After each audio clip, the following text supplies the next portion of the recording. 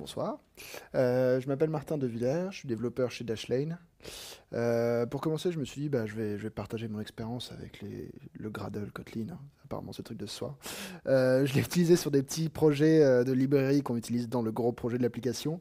Ça marche bien, mais je trouve qu'il y a encore un petite lenteur au niveau de la performance qui se ressent. C'est un petit projet, c'est pas un souci. Si je devais le mettre dans la vraie application, on a genre 25 modules, je pense que ça deviendrait un peu plus un souci.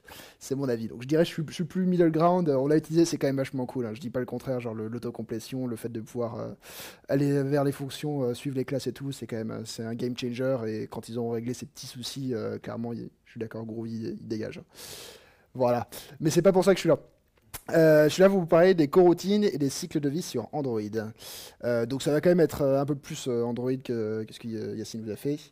Euh, mais l'idée, c'est de faire le lien. En gros, mon but, c'est que vous sortiez d'ici et que vous soyez convaincu que les coroutines, c'est génial. Ça va résoudre tous les trucs pénibles qu'on avait avec les cycles de vie Android. J'exagère un petit peu, mais il y a beaucoup des problèmes qu'on avait qui sont résolus enfin, pour lesquels les coroutines sont un outil génial pour gérer les cycles de vie.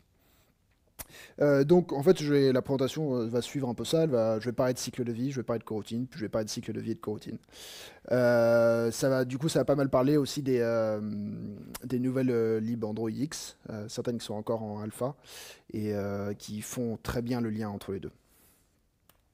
Alors, les cycles de vie, qu'est-ce que c'est? C'est des éléments d'Android qui suivent leur vie, donc qui sont créés, qui sont détruits, et puis qui vont passer par différents états. Alors, il y a les composantes comme les activités, les services, les fragments, qui ont des cycles de vie. Le fragment a même un peu deux cycles de vie, je reviendrai là-dessus. Il y a l'application elle-même qui va se créer, et en fait, il y a un cycle de vie autour de la création et la destruction, et autour du fait que l'application passe du foreground au background et tout ce genre de choses. Il y a le view model qui n'est pas strictement vu comme un cycle de vie dans le sens où il n'est pas dans les lib lifecycle, mais il a un cycle de vie dans le sens où c'est quelque chose qui est créé et qui est détruit. Et il a une intégration pour les coroutines, même si elle ne s'appelle pas lifecycle. J'ai choisi de le mettre tout ça ensemble parce que pour moi, c'est quand même le même principe. C'est des éléments qui vont pas traverser une vie où ils doivent être détruits. Ils vont lancer des tâches et il faut que ces tâches soient coordonnées correctement avec leur vie. Donc, qu'est-ce que ça veut dire dans Android X, un cycle de vie? Donc, encore une fois, ça c'est la notion de la lib. Ça veut dire qu'un élément, il est d'abord dans un état initialisé, donc ça veut dire qu'il a été, on l'a créé en fait, mais il est pas encore passé par le onCreate, qui veut dire tous les éléments, tous les champs de cette classe ont été initialisés. Donc, il passe de l'état initialisé à created. Ensuite, donc, les onStart, started, resumed. Ça rien de trop compliqué. Pareil, donc onPause, started, onStop, created, et onDestroy, destroyed. Donc, vous remarquerez, la petite subtilité, ça semble assez simple. La petite subtilité, c'est qu'on passe d'abord de initialized à created, et ensuite, on passe de created à destroyed. Donc, on ne revient pas jamais dans l'état initialized, ça n'aurait pas trop de sens. C'est D'ailleurs, c'est un peu bizarre ça, parce qu'en fait, si vous voyez l'ordre dans lequel il est présenté sur ce graphe, si jamais vous lisez la doc enfin, faites-y attention si jamais vous voulez revenir dessus. Là, il présente le destroyed après l'initialized. En réalité, si vous regardez, donc, c'est ici qu'il y a la liste des états. Et ça, c'est la hiérarchie qui va être importante ensuite quand je vais parler des coroutines. Et en fait, l'état initialized, il est au-dessus de l'état destroyed.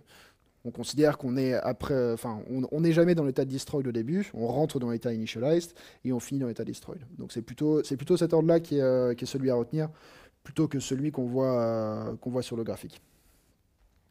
Donc sur la lib, ça veut dire quoi un lifecycle? Ça veut dire une interface lifecycle owner qui donc est implémentée à plusieurs endroits. Je vais expliquer ça.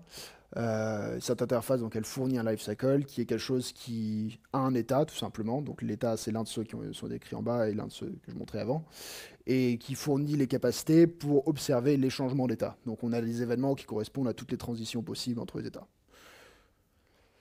Alors, là, ça devient plus intéressant, c'est quelles sont toutes les implémentations donc, de ces lifecycle owners et tous les lifecycles qu'on peut utiliser pour lier des tâches de fond à un composant et à sa vie et à sa mort. Alors, donc, il y a l'activité. Donc, GMIAP Compat Activity, en réalité, si vous regardez, c'est implémenté dans une une activité dont j'ai oublié le nom, mais comme ils ont tout modularisé dans Android X, maintenant c'est très compliqué, il y a le petit machin, le core qui implémente ce bout-là. Bon, en gros, de toute façon, tout le monde implémente App Compat Activity, donc on va pas se prendre la tête. Vous avez un lifecycle qui correspond à celui de l'activité. Il y en a un pour les services, si jamais vous avez besoin. J'avoue que je m'en sers pas très souvent, mais ça peut arriver si on a besoin de quelque chose de cycle de vie du service. Les fragments ont leur cycle de vie qui correspond donc au onCreate et onDestroy.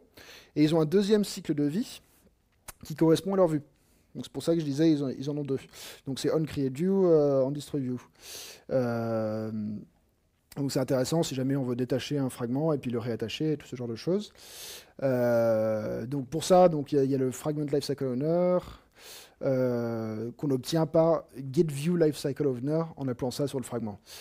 C'est un peu piégeux ça, honnêtement, parce qu'on ne peut pas l'appeler tant que la vue n'a pas été créée en fait. Sinon ça trouve une exception. Donc c'est un peu, je trouve que c'est un peu dommage parce qu'ils ont fait des trucs super dans les libres Android X. Sur les coroutines où on peut lancer un truc avant d'être dans l'état. Donc c'est tout ce que je vais expliquer après, tout ça.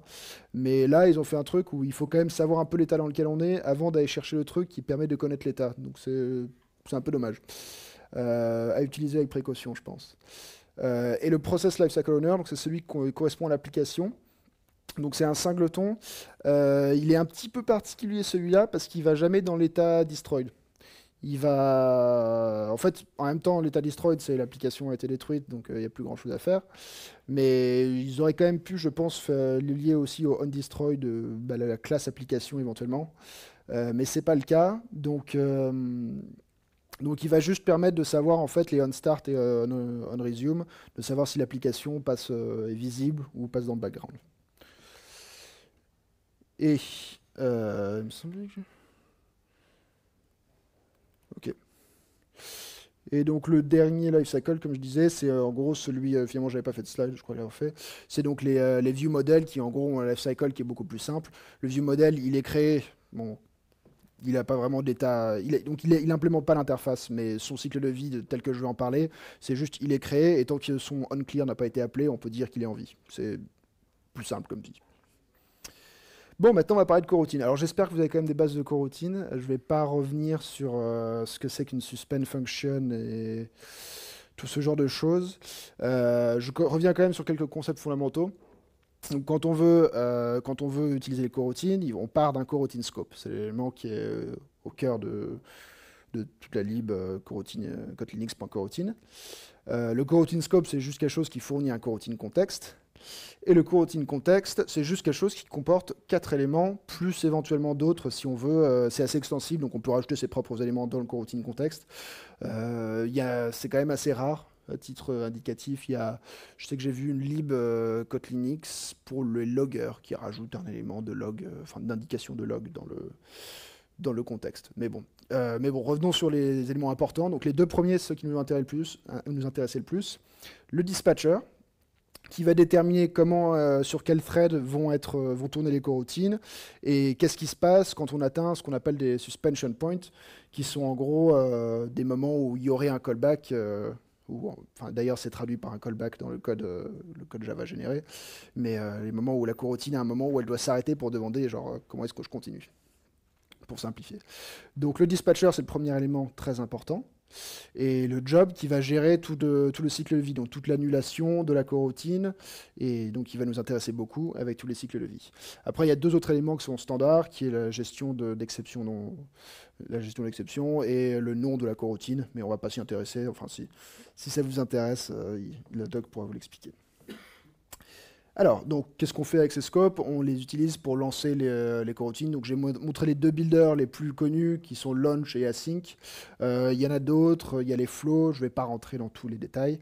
Il y a les channels. Il y a d'autres choses. Je ne sais plus. Bon, on va s'intéresser à cela.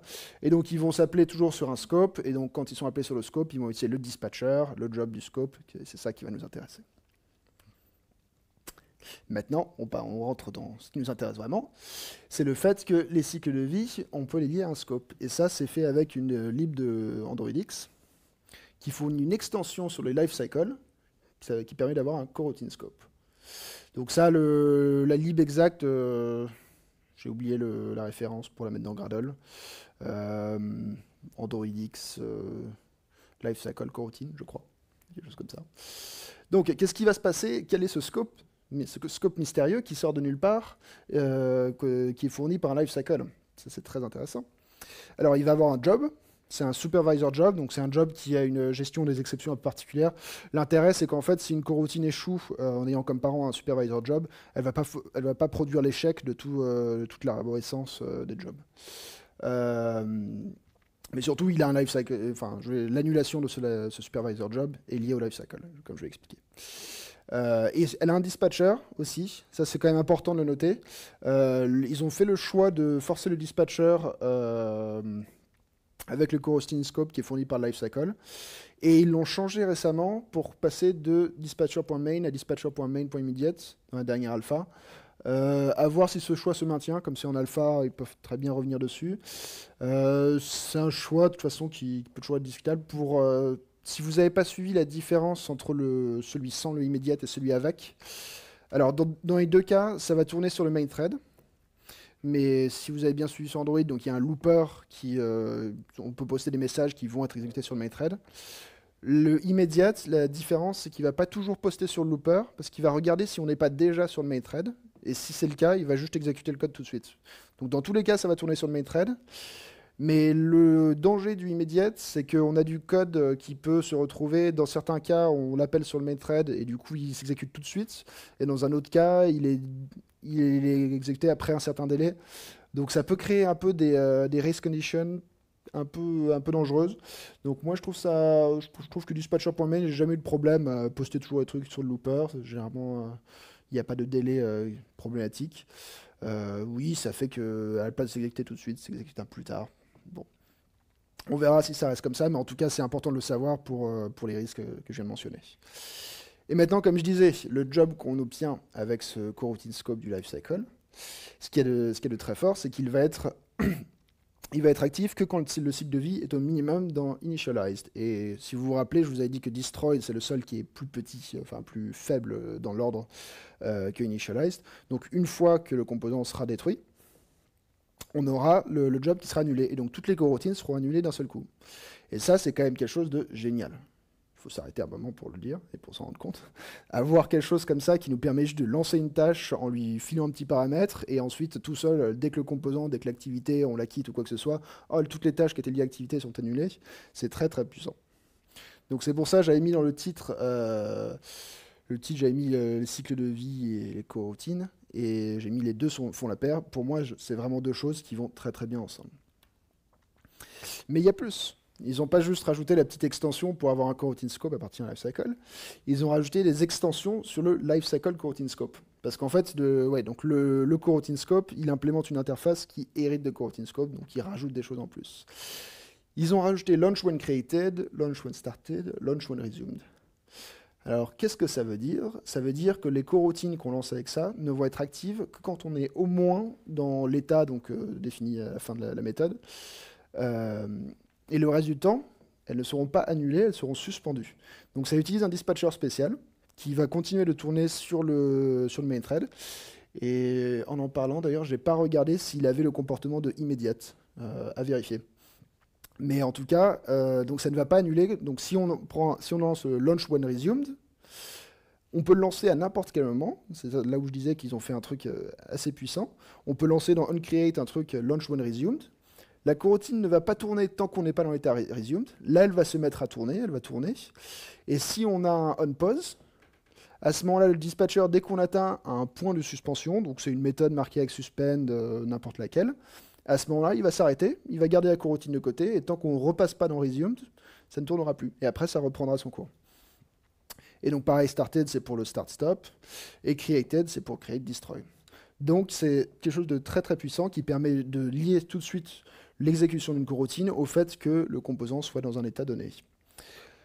Petite remarque par ailleurs, il n'y a pas de async when created, async when started. Je trouve ça un peu dommage. En fait, ce que je me demande, c'est pourquoi est-ce qu'ils ont fait les launches comme ça, et pourquoi est-ce qu'ils n'ont pas juste fait une extension qui serait, comment dire, scope active when created, scope active when started, et qui renverrait un scope, et puis après sur lequel on appelle launch, async ou ce qu'on veut comme ça. Euh, Il y a peut-être une raison que je vois pas. Oui. Créer un bug. Ouais, ouais, non, mais je peux faire ça. Effectivement. Non, mais c'est pas, je vois peu des raisons potentielles, on va dire. Mais je sais pas si c'est pour ça. Genre, notamment, c'est vrai que le async, c'est censé renvoyer un résultat. L'intérêt des launches comme ça, à mon avis, c'est beaucoup aussi de faire des boucles infinies et qui se suspendent quand on quitte le truc, à mon avis. C'est ma théorie, mais c'est vrai que ça mérite de créer un bug pour avoir la confirmation. Tu as tout à fait raison. Alors, et du coup, je disais, le fameux view model qui n'est pas un life cycle, mais qui a quand même un cycle de vie, je trouve. Il a aussi sa petite extension qui est dans view model KTX, si je me rappelle bien, et qui s'appelle life cycle scope. Et donc là, ça va être actif tant que onClear n'a pas été appelé, et ensuite ça va être annulé. Donc j'insiste sur la différence. Les trucs précédents, ils ne s'annulent pas, sauf quand on est pas dans l'état destroyed, mais sinon ils se suspendent donc, en attendant. Alors. On va passer une petite démo. Alors, je vais resize un peu ça. Et De quoi Ouais, l'émulateur, ouais, la présentation, ça lui fait pas du bien. Alors, donc j'ai fait une petite application. C'est vraiment un peu pour faire joujou, mais ça va montrer quelques-uns des concepts que je viens de présenter. Donc pour commencer, le premier truc que vous allez voir, l'application, enfin la classe de l'application, je lui ai fait les petits... quand elle est créée, il y a des petits launch when created, launch when started et launch when resumed, qui vont en fait, ça va lancer des notifications avec un compteur. Euh, donc il y a 3 notifications pour created, started, et puis tant qu'on est dans l'état created, ça va incrémenter régulièrement le compteur. Et pareil pour started, etc. Donc là, je l'ouvre. Je ne sais pas pourquoi j'ai des mails. Et on voit donc les 3 compteurs qui se mettent en route. Et je mets l'application en background. Et il n'y a plus que la created qui continue de s'incrémenter. Donc en fait, les 2 autres coroutines, donc si je reviens sur le code, ce qui se passe, c'est que à chaque fois, ça fait un launch qui va lancer une for infinie. Et à chaque fois, après un petit délai de 1 seconde, ça va incrémenter.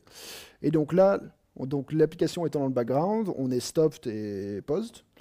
Donc les 2 coroutines qui sont liées à l'état launch when started et launch when resumed, elles sont actuellement suspended. Et si je reviens dans l'application, les coroutines recommencent à compter parce qu'elles sont revenues en état actif. J'ai une deuxième petite démo comme ça, launch when resumed sur une activité qui a fait un peu le même genre de truc. Alors là, du coup, j'ai des images successives. C'est les frames d'un GIF. Donc quand je vais sur activité, j'ai un petit chat qui danse, le petit GIF. Et là, est-ce que vous savez quand est-ce qu'une activité est dans un état started mais pas resumed? Il y a plusieurs cas. Stan rigole, c'était la question à mon entretien chez Dashlane. On va le voir. Il y a le split screen qui permet de faire ça. Donc je vais split avec Chrome. Et donc là, on a le petit chat qui danse parce que j'ai cliqué sur l'application. Et si je vais là, on est dans un état paused. Donc j'avais bien mis launch when resumed, une petite boucle qui va passer cycliquement sur toutes les images avec un petit délai entre chacune d'entre elles. Donc comme c'est dans l'état resumed, si on est paused, ce qui est le cas quand je clique ici, alors la coroutine est suspendue. Et si je reviens ici, la coroutine reprend son petit cycle. Son comportement, il n'a pas changé dans la dernière version d'Android? C'est-à-dire? Dans Android 10, il me semble qu'il sera plus pause en split screen. Ah bon? Ah bah, je suis pas sur Android 10, je crois, effectivement, sur cet émulateur. J'ai pas suivi ça. C'est quelqu'un confirme? Ah, C'est ça, et avec les foldables qui arrivent, ça sera définitivement le cas. ok. Bon bah désolé, j'avais mal choisi mon exemple, j'avais pas suivi toutes les nouveautés d'Android 10. Bon, j'aurais peut-être pu trouver quelque chose qui faisait que c'était post sans être resumed, mais cet émulateur, il est pas sur Android 10, effectivement. Alors, j'en reviens à mes quelques autres exemples. Donc j'en ai un avec les view models. Alors, ce qui va se passer avec les view models, bon, je vais faire un peu les trucs pour que ce soit plus simple. D'ailleurs, j'espère que vous voyez. Je viens de me rendre compte que je suis pas en présentation. C'est peut-être un peu petit. Comment on fait déjà pour être en presentation mode? Et après, il va falloir que je change. Bon, ça va être compliqué. Euh, donc on a une activité qui lance sur son lifecycle scope, quelque chose qui va aller... donc pardon, on va chercher le view model, donc le view model que nous allons voir. Le view model, il est fait un truc tout simple, c'est qu'il crée une channel, donc qui est liée à son scope.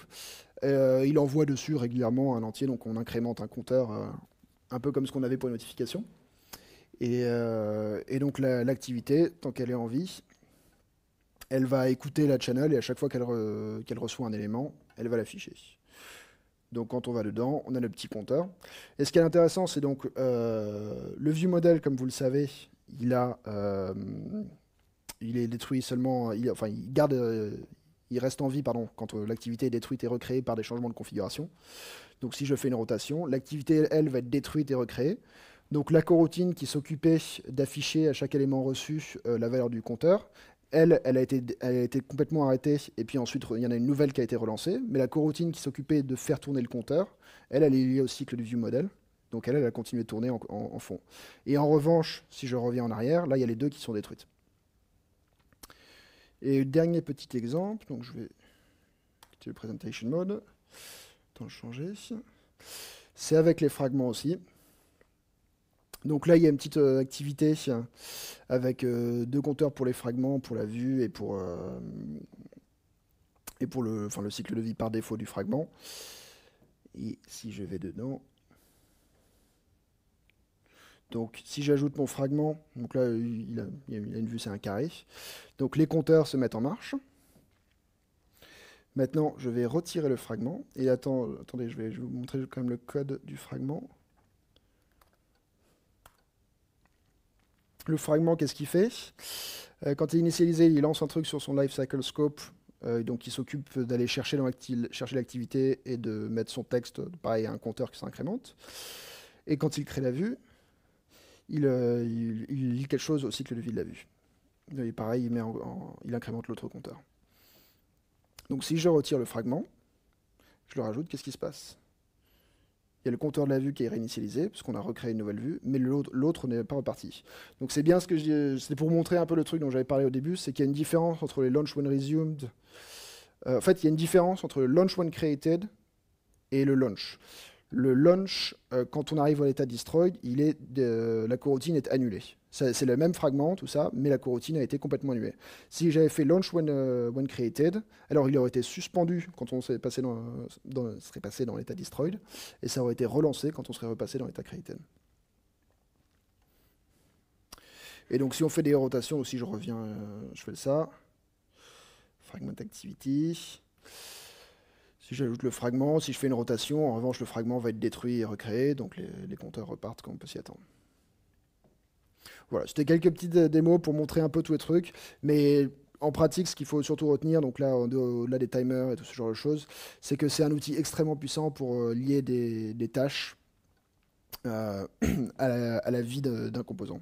Et généralement, il va y avoir une tâche qui va être une coroutine, et il va y avoir la coroutine liée au main thread qui va s'occuper d'aller chercher le résultat de l'autre tâche et de l'afficher. Et du coup, là vous avez un petit spoiler.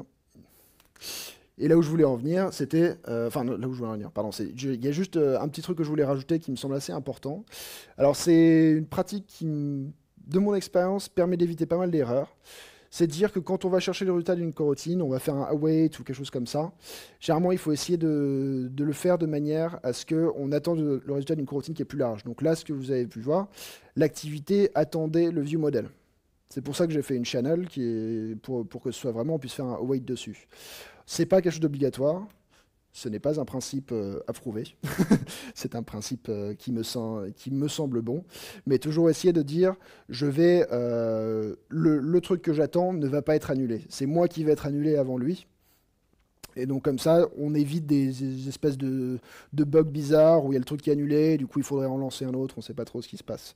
Donc ouais, essayez, ça marche pas dans tous les cas bien sûr, mais essayez généralement de partir de l'idée que la coroutine qui a un cycle de vie plus court, c'est celle qui doit fournir, celle qui va aller chercher le résultat, pardon, et celle qui a le cycle de vie plus long, elle va le fournir, parce que comme ça, c'est quand elle sera annulée, il n'y aura plus personne qui dépendra de son résultat en gros. Voilà, j'ai mis les quelques références vers des articles. Je mettrai les slides à disposition. Il y a pas mal de tutos. Enfin, par rapport à ce que disait Yacine, c'est de la doc et c'est des articles Medium, donc ça va avec ce qu'il disait. Euh, et c'est tout pour moi. Merci pour votre attention.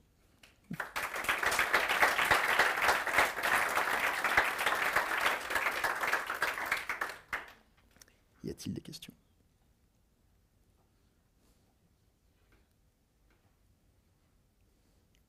Oui, Plus une requête qu'une question. Est-ce que le code que tu nous as montré sera accessible sur un repo ou... je peux le partager.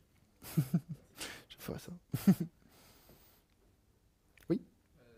Tout ce que tu as montré, la plupart des choses, pour le lier avec les cycles de vie, c'est dans Brunix en alpha Alors là, j'ai utilisé la version alpha. Je sais plus ce qu'il y a dans la version stable. En tout cas, c'est en alpha, ça c'est sûr. c'est des choses que vous utilisez chez Dashlane déjà Pas encore, on le surveille. De toute façon, enfin, c'est toujours un peu. Faut trouver le temps dans la vie de tous les jours d'essayer les nouvelles choses et de les mettre en pratique. Non, on s'en sert pas encore à fond en production. Alors honnêtement, l'extension Coroutine Scope sur Lifecycle, en fait, on l'avait déjà faite il y a un bout de temps, parce que ça nous semblait vraiment naturel. Les launch when created, launch when resumed, ça c'est moins évident à implémenter, donc on l'avait pas fait nous-mêmes, et c'était moins évident aussi niveau utilisation, mais je pense qu'il y a un vrai potentiel dessus et qu'on va le voir carrément. D'autres questions? Bon. Tout le monde a envie de pizza. Merci beaucoup.